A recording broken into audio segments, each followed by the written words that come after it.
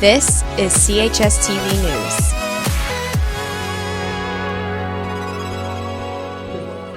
It's Thursday, November 12th. I'm Kyle. And I'm Anthony with your morning announcements. Let's start off our show with a message from Mr. Lawler. Good morning, Cathedral. I'm happy to inform you that we have been given permission from the school board to buy out for tomorrow's 2 p.m. junior football quarterfinal game at Bishop Ryan. Tickets for the buyout can be purchased in your Period 1 class tomorrow for $1. Period 1 teachers, please find materials for the buyout in your mailbox tomorrow morning.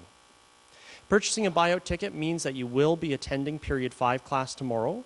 You'll wait for your Period 5 teacher to take attendance and then be dismissed for the buyout around 1:20 p.m. There is an opportunity to sign up to take a school bus from Cathedral to Bishop Ryan tomorrow.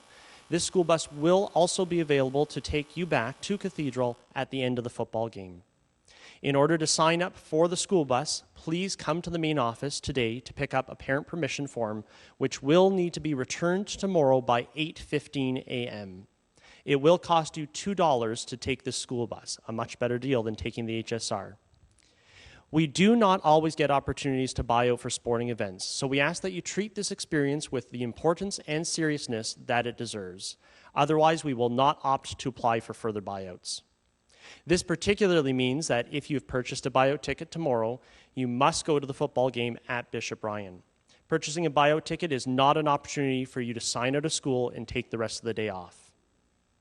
In addition, please remember that Period 5 quizzes, tests, performance tasks, etc. take precedent over tomorrow's buyout. If an assessment is going on in your Period 5 class tomorrow, you are not allowed to buy out for tomorrow's football game. Have a great day, Cathedral. Hope to see you there. Thanks, sir.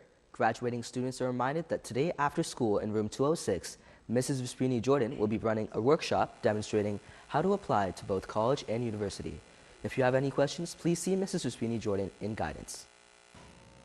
Period 1 teachers are asked to allow grade 11 law students to be dismissed at 8:45 today for their trip to the courthouse. Thank you from Mrs. Valerie Tortis.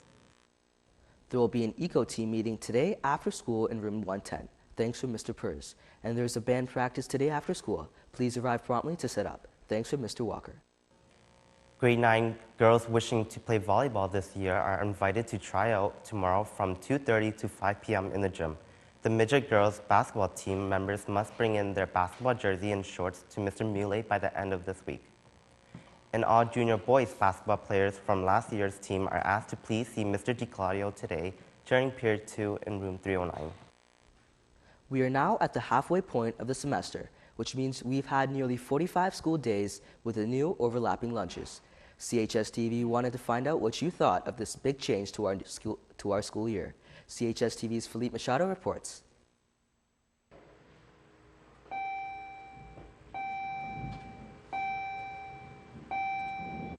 As most of you know, this is Cathedral's first year doing the overlapping lunches. We now join St. Mary's and Bishop Tonus with 40-minute lunches. We went around the school to ask both students and teachers how they feel about it. The new bell schedule is a little weird. It's a little different from what we were accustomed to.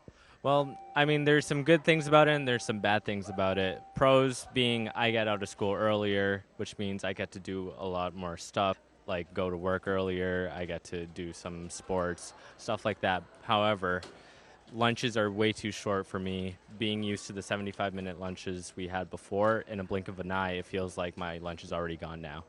It took me a little while to get used to the change, but I do like it. It's obviously a great thing that we get to go home a little bit earlier. I like how we get out earlier, but I don't like how the French immersions, we have to wait for the bus and it comes at 3 o'clock. So we usually get home at the same time as last year. Well, I am a grade 9, so it's like I'm getting used to it still, and I think it's good. Our lunch is a little shorter, which I know people don't like. I like it personally because it does give us enough time to eat and hang out, but we also end earlier, so that's always fun, and we could always hang out with our friends then. Well, this year we felt that the new bell schedule would support student learning in many, many ways. This 40-minute lunch allows them to have their lunch, talk to their friends, and then go quickly to their classes. Another benefit is, as we finish at 2:30, many of our sports teams and clubs really can benefit by an early start in terms of practices and games, And it allows students also to get home earlier so they could do their homework and not stay up really late. Change is adverse for everyone. Even positive change like this one can cause some people a little bit of anxiety.